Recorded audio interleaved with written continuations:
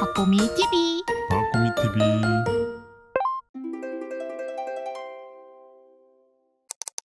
자, 이번에는 월 300만원 투자금입니다. 월 300만원 투자 가능하려면, 자, 이제 부장님, 대기업 부장님 그것도, 아니면 급여가 좀 높은 개인 사업자분들이 이런 질문 많이 주시는 것 같아요. 사실 진짜 월 300만원을 그대로 투자하려면 흔치 않잖아요.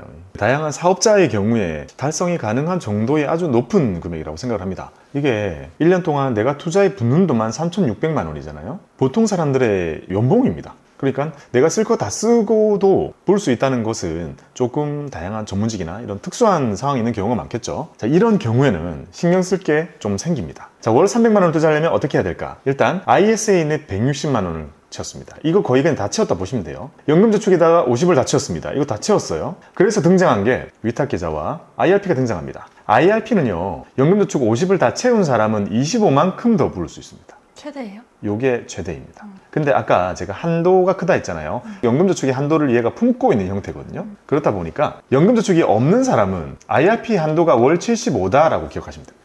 이 깻님은 IRP 월 한도가 75다. 요거는 세액공제 한도예요. 부을 수 있는 거는 150인데 어차피 맞춰서 부으실 거 아니에요. 그러니까 지금 내가 IRP 하나 가지고 있었는데 가지고 있으니까 연금저축 틀 필요 없다고 했고, 내 노후를 위해서 또 세액공제를 위해서 내가 가지고 있는 계좌에다가 내가 돈이 생길 때마다 부어야지 월 75 정도로. 이게 연 900이에요. 그러니까 갑자기 어떠한 이유로 나한테 막 1,000만 원의 돈이 생겼어요. 그럼 뭐 해야 돼요?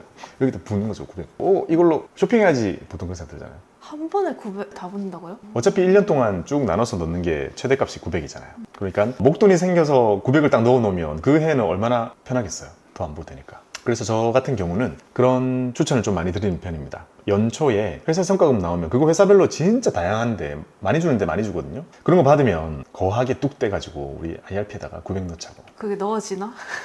이제 저 정도 나이 되면 넣어지겠다. 여러 가지 전제가 필요할 것 같아요. 자, 일단 투자금이 월 300이에요. 막 상상해봤어요. 투자금 월 300이 될 정도라면 아까 말씀드린 것처럼 직급이 높을 수 있겠죠? 직급이 높으면 당연히 노후 걱정 많이 하고 있을 것 같아요. 그 다음은 전문직이나 고소득자일 경우, 그런 경우에는 다른 게 해결되어 있는 경우가 많아서 투자금으로 월 300을 고스란히 넣을 수 있다면 연금에다가 75 넣는 거는 되게 괜찮겠다라는 생각을 해본 거죠. 그리고 급여가 이 정도로 높다면 세금 부담 되게 클 거거든요. 세금을 엄청 많이 내게 된단 말이죠. 그러면 이게 월 75만 원을 붓는다는 말은 연 900을 부었다는 것과 똑같은 말이죠. 이렇게 되면 이것의 13.2%만큼을 세액 공제 형태로 되돌려주게 되는데요. 이게 100만 원 훌쩍 넘죠. 그러니까 요만큼의 세금을 그래도 돌려받는 게 이런 고소득 상태라면 그것도 되게 쏠쏠할 겁니다. 왜냐면 급여가 높아가지고 아마 이렇게 뱉어내는 게 되게 클 거거든요. 자, 월 300만 원 투자가 가능한 사람들 중에서 만약에 사업자라면요, 이렇게 공제할 수 있는 다른 여건들도 되게 많습니다.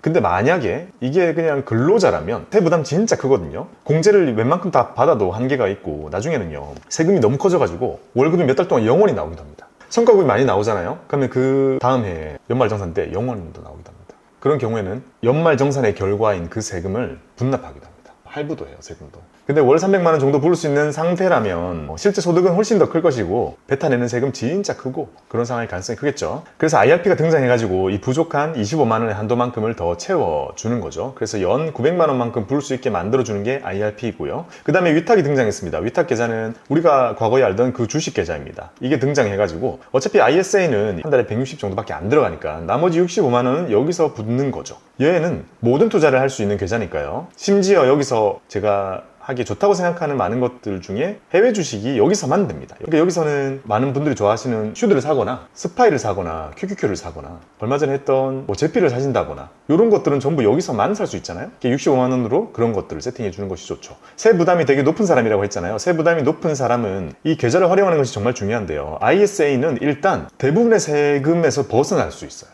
ISA의 특권 같은 겁니다. 연금저축도 마찬가지. IRP도 마찬가지예요. 내가 올해 세율이 되게 높다. ISA, 연금저축, IRP는 거기에 상관이 없습니다. 이 자체적인 세금만 있을 뿐이에요. 근데 이 위탁 얘는 매년 내가 고소득이어서 세부담 높은데 여기 그대로 더해지잖아요. 여기 안에서 해외 주식을 할 경우에는 양도세를 내기 때문에 또 합쳐지지 않아요. 종합소득이랑 합치지 않는다는 거죠. 자, 여러 가지로 헷갈리는 부분이 생기죠. 어쨌든 결론적으로 말씀드리는 거는 투자금을 월 300만 원씩이나 부를 수 있는 사람은 노후 준비를 많이 하는 것이 좋고 이런 세제 혜택이 있는 계좌들을 꽉꽉 채워줄 필요가 있고 그걸 넘어서는 것들은 위탁 계좌에서 해외 주식을 이용할 때 되게 좋아진다라고 말씀을 드려보는 거죠. 이게 ISA의 월 160이라고 했잖아요. 이게 연 2000이거든요. 많게 느껴져요? 작게 느껴져요? 한도가. 작은 거 아니에요? 월 160인데. 그 이번에 10개월 한 게 저 정도였어가지고. 아, 깻님 입장에서는 지금 연금저축 안 하고 IRP 안 하고 따로 위탁 만들지 않고 ISA로 붙다 보니까 요거는 딱 봐도 작다. 넣다 보면은 2천은 무조건 넘게 되지 않나. 그렇죠. 그래서 많은 경우에 ISA 한도가 연 2천만 원이에요 이라면 월 160만 원 정도까지 부를 수 있습니다 라고 얘기를 하면 되게 반응이 극과 극이에요. 아, 엄청 널널하네요. 아니 뭐 한도 부족할 일은 없겠다라고 생각하는 사람들이 진짜 많고 약간 목돈이 생겼을 때도 투자하고 싶을 수 있잖아요. 근데 그쵸. 그럼 저기에 더 이상 못 넣으니까. 못 넣어요. 그럼 너무 작죠. 그래서 투자에 좀 더 많이 오리엔트된 많은 사람들은 ISA 한도 연 2천만 원이 한도도 너무 작고 이거 나중에 깨줘야 되고 불편하고 위탁이랑 같이 병행하기도 좀 불편하고 그런 고충 되게 많이 얘기합니다. 원래 원하는 답은 뭐였어요? 2천만 원이면 충분하지 않아요 였는데 역시 투자에 오리엔트된 깻님은 사고가 글로 흘러가지 않아. 저기 왜 당연히 저거 이상은 모아야지 라는 정말 이 참된 모범답안을 보여주고 계십니다.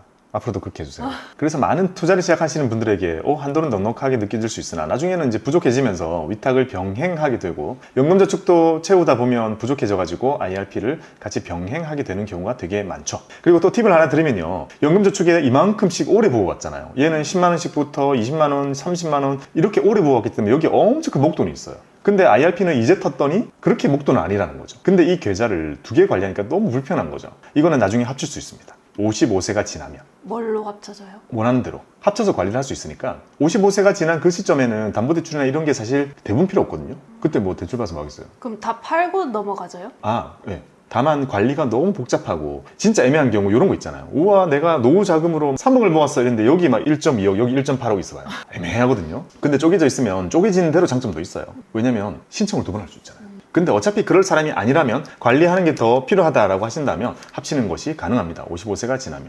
이런 기능이 있는 이유는 아까 말씀드린 것처럼 연금은 30년 붙고 30년 동안 관리하면서 받아야 돼요. 받는 기간 30년 동안 굴리는 게 너무 중요하기 때문에 관리가 아주 중요한 포인트가 될 수 있는 거죠. 너무 지저분하다. 그거 생각하고 있어요. 그래요? 멘트 위주로 봐주시기 바랍니다. 이게 약간 전화 받으면서 낙서하는 습관처럼 제가 설명을 하면서 불필요한 걸 적고 있더라고요. 이제 나중에는 아주 깔끔한 이쁜 글씨가 나올 겁니다.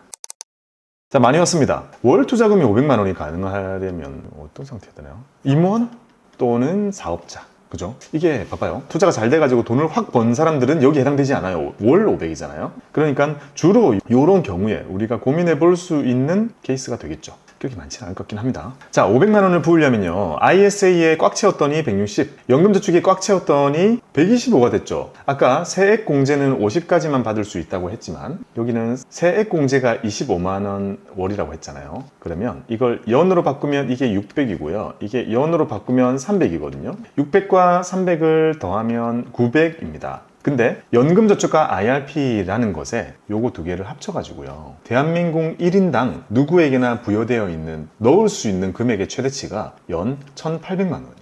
그럼 여기서 어떤 질문이 나와요? 근데 저거 왜 다 채워야 돼요? 오, 네. 그 질문이 나와줘야 되죠. 그러니까 대한민국 1인 부을 수 있는 전 금융기관의 한도가 1,800만 원입니다. 그리고 전 금융기관에서 받을 수 있는 세액공제 한도가 900만 원이에요. 그러니까 제가 이제 여기 설명드릴 거는 세금 혜택은 900만 원까지만 받는데 왜 1,800만 원이라는 한도가 있느냐? 그러면 이게 뜻하는 거는 900이 작다고 느낄 수 있는 많은 사람들이 있을 수 있잖아요. 이런 사람들에게는 세액 공제를 안 받더라도 노후를 위해서 더 많이 붓고 싶은 사람들이 있다는 거죠. 그런 사람들을 위해서 한도는 넉넉하게 1,800으로 돼 있거든요. 그러면 우리의 머릿속에는 세액 공제를 받지 않은 이 공간에 있는 이 900만 원에 대한 그게 궁금해지는 거잖아요. 그거는 설명드리기가 되게 길어가지고 제 영상 중에 이런 게 하나 있습니다. 그 영상을 보시면 되고 구두로 간단하게 설명드리면요. 세제 혜택을 받았잖아요. 그래서 얘네들은 나중에 불어나가지고 내 노후에 연금으로 나올 때 세금을 내요. 근데 이 900만 원 세제 혜택을 안 받았잖아요. 나중에 연금으로 나올 때 세금을 안 내요.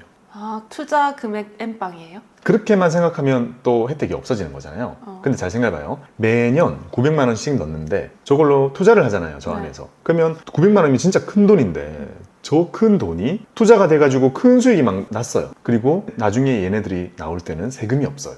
그리고 수익을 내는 동안에 모두 과세 이연됩니다. 세금 다 안 내고 다 밀어줘가지고 커지는데 엄청난 역할을 하고 지는 세금 없이 빠져나와줍니다. 내 노후에 연금으로 또 나와주는 거죠. 얘도 나중에 세금은 똑같이 내는 거예요? 막 5.5 이런 거. 자, 연금저축과 IRP는 기본적으로요, 세제 혜택을 받은 적이 있는 돈이랑 그걸로 불어난 수익금, 이게 나올 때는 세금을 다 내요. 근데 세제 혜택을 받지 않은 돈의 원금이 나올 때는 세금이 없어요. 근데 이 원금이라는 친구는요, 그동안 계좌 속에서 계속 수익을 만들어주는 역할을 다 했어요. 그리고 역할을 하는 동안에는 심지어 세금 하나도 안 내고 과세연 해주니까 엄청 크게 만들어 놓고 막상 지가 나올 때는 세금도 안 내는 거죠. 그러면 딱 떠올릴 때 그래도 이게 그렇게 큰 혜택이 있는 건가라는 생각이 들잖아요. 저는 오히려 어떻게 느끼냐면 세금 없이 투자할 수 있는 계좌를 그때까지 사용하게 해준 거 같은 느낌? 우리가 투자금을 이렇게 만들어서 수익 이만큼 나면 세금 이만큼 내죠. 그리고 또 이걸로 불어나면 여기 또 세금 이만큼 내죠. 또 불어나면 세금 이만큼 내잖아요. 근데 이런 것들을 안 냈을 때 얘가 불어날 수 있는 속도는 계속 가져가는구나. 안 내고 계속 수십 년 동안. 그러니까 연금저축과 IRP의 아주 큰 혜택 중에 하나는 과세 이연이라는 거거든요. 근데 과세 이연이라는 건 사실 시뮬레이션 이렇게 돌리면 진짜 너무 큰데 우리가 체감하기는 좀 힘들긴 해요. 그게 한 10년, 20년 부어야 되니까. 하지만 확실히 오랫동안 부으신 분들, 이제 연금을 타시는 그런 계좌들을 열어보게 된다면 그 과세 이연이라는 매번 매 순간순간 세금을 안 냈기 때문에 그걸 다 밀어줘가지고 그 돈들이 이렇게 불어나 있는 그 효과는 정말 크다는 거죠. 그래서 그걸 누리기 위해 세액공제를 받지 않더라도 무려 900만 원만큼이나 더 부을 수 있는 한도를 남겨놓은 거죠. 이 부분은 사실 어려운 게 맞아요.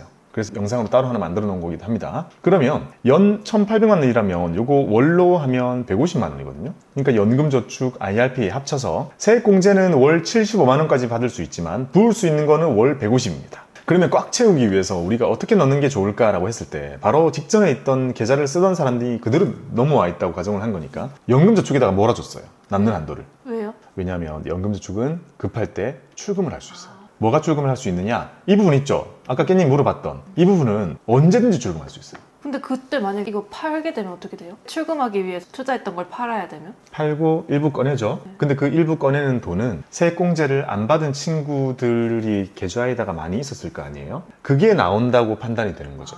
그러니까 세금이 없어지는 겁니다. 급할 때 뽑았어도. 근데 아까 IRP는 돈 묶인다 했잖아요. 그래서 여기다가는 추가로 안 부은 겁니다. 그러다 보니 꽉꽉 채울 거면 연금저축에다가 지금 채워놓은 모습을 제가 만들어 놓은 거죠. 이렇게 합하면 150입니다. 다 쓴 거죠, 한도를. 연금저축 125, IRP 25 이렇게 넣었습니다. 이거 두개 합하면 이제 150이잖아요. 그러면 월 500만 원이니까 아직 우리는 350만 원을 써야 되는데 ISA에서 160만 원 이거 다 채운 겁니다. 맥스값 쓰고 그다음 나머지를 모두 이제 위탁으로 갈 수밖에 없죠. 이제 다른 데는 없어요. 다 채웠기 때문에. 그래서 이 190만 원만큼은 위탁으로 와 있게 되고 요거는 여기에서 할 수 있는 다양한 투자를 여기서 세팅을 또 해줘야 됩니다. 자, 딱 느끼지는 게 뭐예요? 월 500만 돼도 ISA 다차, 연금저축 다차, IRP 다차 위탁이 되게 큰 돈이 들어간다는 느낌이 들 만큼 우리가 이용하는 이런 세제 혜택들의 계좌는요 월 500만 원을 하는 사람을 위해서 막 만들어진 게 아니다 보니까 이게 200만 원 될 때까지는 걸리는 게 하나도 없었잖아요. 근데 500만 원 딱 되면 다른 거 전부 채워도 이렇게 꽉꽉 차게 됩니다. 그러면 어떻게 돼요? ISA에서 160만 원어치 부어줄 포트 만들어야 되죠. 그 다음 연금저축이랑 IRP가 떨어져 있을 수도 있고 하나일 수도 있지만 어쨌든 여기도 포트 만들어줘야 되고 포트 만들어줘야 되죠. 이제는 위탁에서 190만 원씩 매달 뭐 사줘야 될지도 고민을 해야 되기 때문에 4개의 포트가 생길 수밖에 없게 됩니다. 연금과 IRP 둘 중에 하나만 있었다면 3개가 될 거고요. 그러니 우리가 단순히 주식 투자만 100% 하는 사람이 아니라 우리가 다양한 자산들과 계좌를 활용해가지고 자산 관리를 하는 사람이라면 포트 3개가 따라다니는 거죠. 머지않아 깻님도 이 벽에 부딪히게 될 겁니다. 이거 뭐예요? 이거 돈 안 들어가는데요? 왜냐면 아까 보여드렸던 것처럼 연금 저축과 IRP는 합해가지고 연금 계좌라고 부르거든요. 이 연금 계좌는요 연 1,800만 원이 최대 한도입니다. 그 다음에 ISA는 2천만 원이 한도입니다. 이런 돈을 우리가 적립한다 그러면 한도가 널널해 보이지만 내가 그동안 딴 데 적금으로 붓고 있던 사람들이 그 만기가 돼가지고 이걸 한 번에 채우는 경우가 되게 많아요. 그럴 것 같아요. 그러면 이제 엄청 말리는 거죠. 어떡하지? 그 다음부터 뭘 부어야 되지? 이런 고민을 많이 하게 되는 겁니다. 지금 여기서 보여드렸던 월 얼마라고 하는 거는 여기가 월 얼마이기 때문에 제가 그렇게 적었던 거고 나머지 전부 연 한도만 가지고 있거든요. 그러니까 연초에 또는 저런 돈이 들어왔을 때 한번 쫙 세팅하고 그때부터 월 적립은 따로 계속 부어져야 된다는 거죠. 그런 계획을 할 때 오늘 보여드린 이런 게 되게 도움이 될 수 있습니다. 마지막으로 이걸 할 필요가 있나 싶은데 이런 사람은 알아서 잘하지 않을까요? 저는 이런 생각해봐요. 투자를 했던 사람이 아니라고 하더라도 월 1,000만 원만큼의 투자금을 만들 수 있는 사람이라면 성공한 사람이잖아요. 근데 이 성공이 투자가 아닐 수도 있습니다. 사업일 수도 있죠. 많은 경우에 저는 투자했으면 좋겠고요. 이런 거 사업이나 투자나 똑같거든요. 사업하던 사람, 성공한 사람 투자 진짜 잘해요. 이거는 촉이 다릅니다. 왜냐? 사업을 일으키는 것, 결국 우리가 투자를 하는 것, 주식을 사는 것 자체가 회사를 사는 거잖아요. 그래서 사업에 성공하신 분들이 정말 아무것도 모르시다가 뒤에 투자를 시작해도 테마주 같은 거 안 사요. 야, 이거 누가 해? 이거 대표 누구야? 누가 창업했어? 아직도 해? 이세 있어? 물류도 참 있어? 완전히 달라요. 즉 투자를 하는 것과 사업하는 게 너무 비슷하기 때문에 저는 월 1,000만 원이라면 여러 가지 방법이 있어요. 일단 투자로 성공하신 분들이라면 신경 쓸 필요 없을 거고요. 알아서 잘할 거고, 그 다음에 사업으로 성공하신 분이라면 사업을 더 열심히 하는 게 나아요. 사업은 이미 검증됐잖아요. 본인이 하고 있는. 그래서 사업이 아직 영위 중이라면 저는 이런 거 자문사 맡기거나 아니면 간접투자 상품들 많이 이용하시라고 말씀드립니다. 사실 이걸로 인해 이루어져 있는 게 우리나라의 지금 간접투자 시장입니다. 그 다음에 이제 사업에 은퇴하신 분들이 좀 있으세요. 저희 이런 분 찾아오시잖아요. 회사를 일궈 놓으셨는데 은퇴해도 어차피 회사는 돌아가잖아요. 그러니까 본인이 소득은 엄청 나오는 거예요. 그런데 이제 직투를 하시려고 하시는 거죠. 이제 내가 공부해서 내 손으로 이제 투자를 해야겠다라고 하시는 그런 분들이 있으니까 이분들만 여기에 해당이 약간 될 것 같은 느낌이 듭니다. 아무튼 우리 모두 최선을 다해 이런 반열에 머지않아 들어가겠죠. 투자금이 월 1,000만 원이라면 자, ISA는 160밖에 안 보여지고 연금저축 125, IRP 25, 이미 150 끝났습니다. 나머지 모든 돈이 위탁계좌로 들어가게 됩니다. 자, 위탁계좌는 모든 투자를 할 수 있는 계좌거든요. 그러니까 고민을 해봐야 될 것은 월 1,000만 원이라는 것이 사실 은퇴 여부에 따라서 차이가 많이 클 수 있는데 은퇴를 만약에 했다면 위탁에 있는 걸 주로 배당 세팅을 많이 해도 됩니다. 제가 이전 영상에서 말씀드린 적이 있죠. 다른 소득이 많이 없다면 배당을 많이 받아도 세부담이 많이 없기 때문에 건보 부담 이런 게 많이 없기 때문에 은퇴를 한 상태라면 저는 배당에 관심을 가져보시는 것이 참 좋을 것 같다. 자산이 이미 크잖아요. 하지만 은퇴를 만약에 아직 안 한 상태라면 다른 소득이 이미 엄청 많은 거잖아요. 종합소득이 크기 때문에 그럴 때는 주식에 관심을 가지는 게 낫습니다. 주식과 해외 주식이 되겠죠. 왜냐? 주식은 일단 지금까지는 비과세죠. 해외 주식은 양도세를 냅니다. 분리과세죠. 여기 한 걸음 더 나아가서 장기채 정도가 될 수 있습니다. 왜냐? 장기채로 번 돈도 일단은 비과세죠. 이자 나오는 부분은 크지 않으니까. 이런 자산들은 전형적으로 자산가들이 좋아하는 자산이다 라고 계속 통하죠. 우리가 보통. 그 이유는 바로 이런 그림 때문입니다. 위탁에서 우리가 세 부담을 고려하면서 투자를 해야 되기 때문에 국내 주식, 해외 주식, 장기채권 이런 거를 많이 하게 됩니다. 보통 국내 주식, 해외 주식, 장기채를 제외한 나머지의 대부분의 자산, 정말 대부분이잖아요. 걔네들은 세부담이 다 크단 말이에요. 근데 그 세부담을 줄일 수 있는 수단이 IRP, 연금저축, ISA거든요. 이 삼총사입니다. 근데 이 삼총사가 이렇게 투자금이 커버리면 별로 효과를 못 보는 거죠. 그래서 이런 거를 이제 공부 많이 하는 수밖에 없는 거죠. 그래서 증권사의 자산관리사를 찾아가게 되면 이런 쪽에 있어서는 빠삭한 거죠. 왜냐면 이런 사람들이 많이 찾아오기 때문에. 그런데 이제 우리 주변에는 이쪽이 훨씬 많고 중요합니다. 근데 펀드도 비과세 아니에요? 펀드는 안에 국내 주식만 들어있을 때 비과세입니다. 아, 국내 주식만? 네, 그래서 그거 아닌 것도 요새 많이 하잖아요. 그런 것들은 다 이제 보유기간 과세를 해가지고요. 15.4 낸다고 보시면 됩니다. 해외 주식 더 높죠? 해외 주식은 22%인데요. 다른 건 합치지 않아요. 여기서 아까 얘기했던 거는 은퇴를 하지 않았다는 걸 가정했잖아요.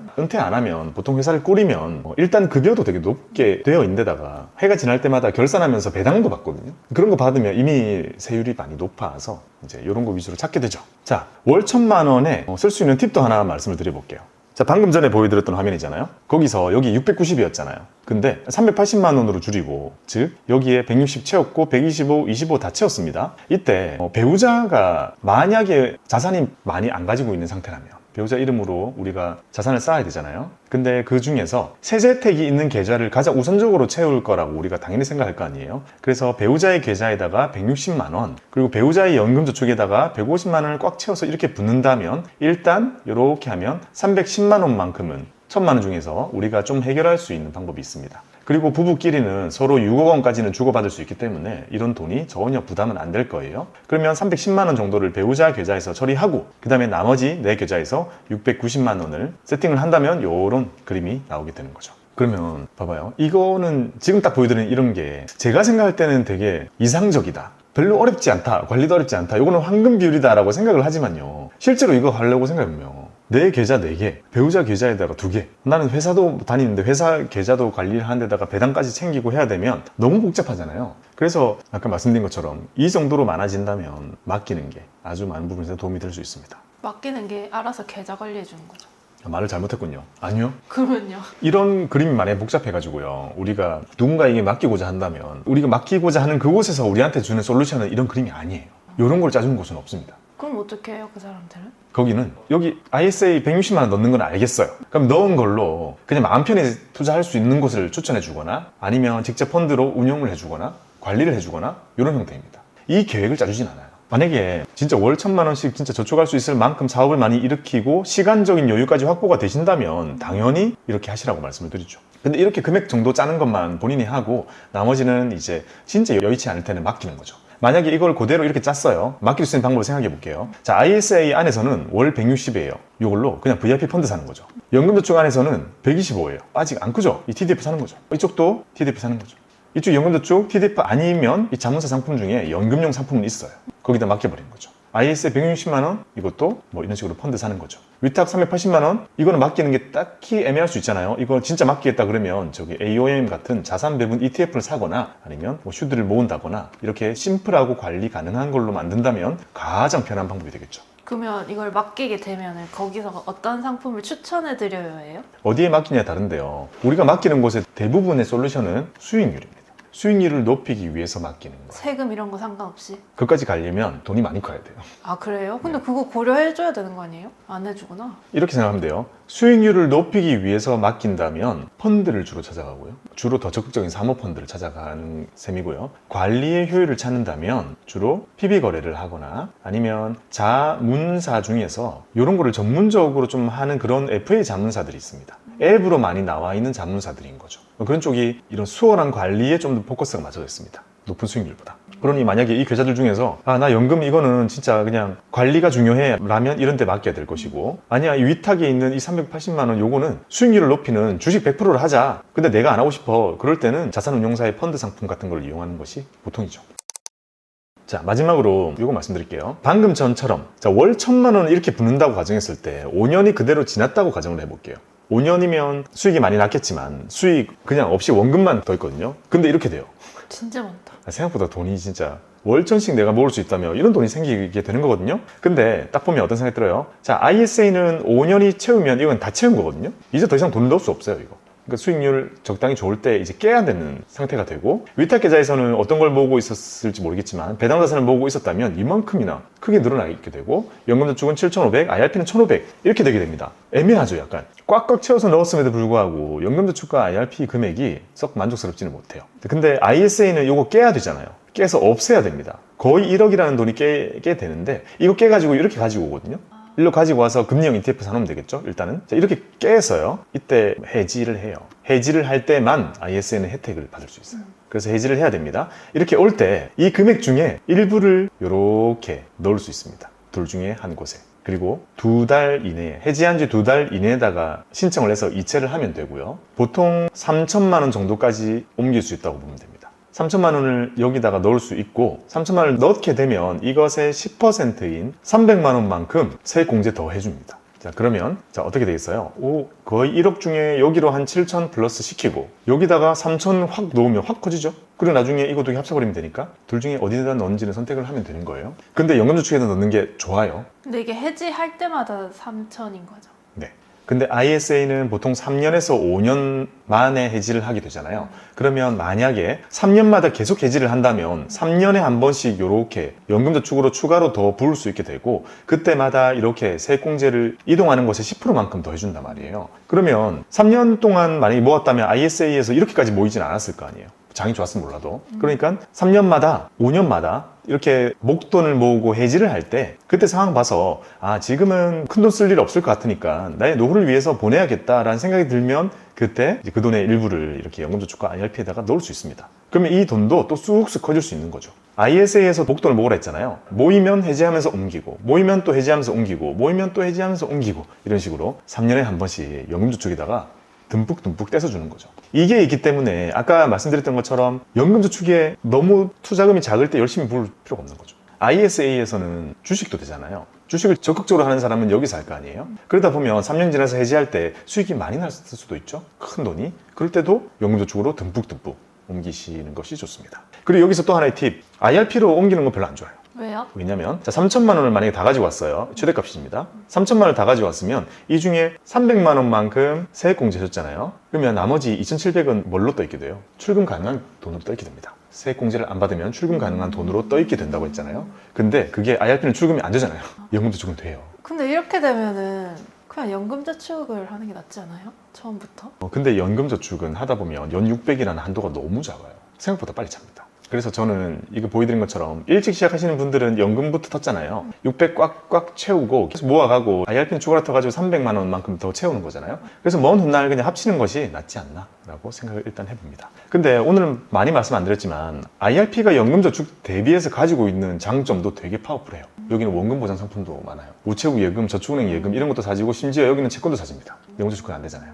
그러니까 원하는 것에 따라서 너무 차이가 많이 나요. 매크로 인프라 사고 싶다. 그거 IRP 말씀하십니다. 이렇게 IRP와 연금저축을 비교해 놓은 제 영상도 많이 있으니까 그거 참고해 보시고 본인이 생각할 때 나는 훨씬 보수적으로 해야겠다. 출금 필요 없고 난 보수적으로 해야 돼. IRP를 선택하시는 게 낫고 아니야 나는 언젠가 출금 생길 수도 있을 것 같아. 또한 원금 보장 상품까지 필요 없어. 나는 주식을 적극적으로 하는 사람이야. 라고 하면 연금저축이 보통 더 낫습니다. 자, 이런 식으로 중간에 연금 전환 많이 이용하시는 것이 좋고 이거 할 때는 연금저축으로 보내시면 됩니다. 3년에 한 번씩 보내시면 됩니다.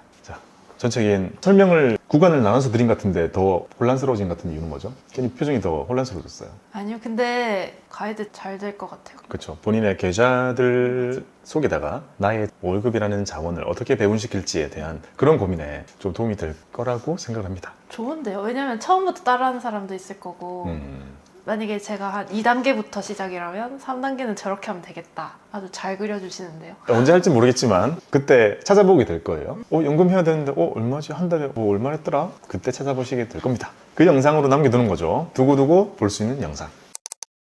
자, 결론 내려보겠습니다. 제가 보통 이런 거 할 때 결론 내릴 때 좀 특이한 게 긴가민가 아사모사 하면 제가 결론이 되게 이상하게 나오잖아요. 근데 요거는 결론 명확하게 나올 것 같습니다. 세 개의 계좌를 어떻게 활용하면 될지 투자금별로 이렇게 봐주시면 되고 제가 임의로 내린 그 결론을 하나씩 말씀드려 보겠습니다. 자, 첫 번째, 월 투자금이 50만 원이 올라갈 때마다 연금을 10만 원씩 더 붙자. 50만 원일 때 10만 원, 100만 원일 때 20만 원, 150만 원일 때 30만 원 이런 식으로요. 두 번째, 월 투자금 200만 원까지는 딱히 헷갈릴 게 없다. 왜냐하면 그 어떤 계좌도 한도가 막 차거나 하진 않는단 말이죠. 그래서 월 200만 원 될 때까지는 ISA에 150, 연금저축에 50 또는 ISA에 160, 연금저축에 40 이렇게 그냥 딱 양등분해도 어렵지 않기 때문에 편하게 계산할 수 있다. 자, 세 번째는요. 월 투자금이 더 커지면 위탁 계좌와 IRP가 필요하게 된다. ISA가 다 차니까 위탁을 터가지고 붓게 되고 연금저축이 다 차니까 IRP를 추가적으로 트게 되죠. 여기서 팁을 하나 더 드리면 나는 한도를 넉넉하게 많이 채우고 원리금 보장 상품이 필요하신 분들이라면 미리 애초에 IRP를 터는 것이 좋은 방법이 됩니다.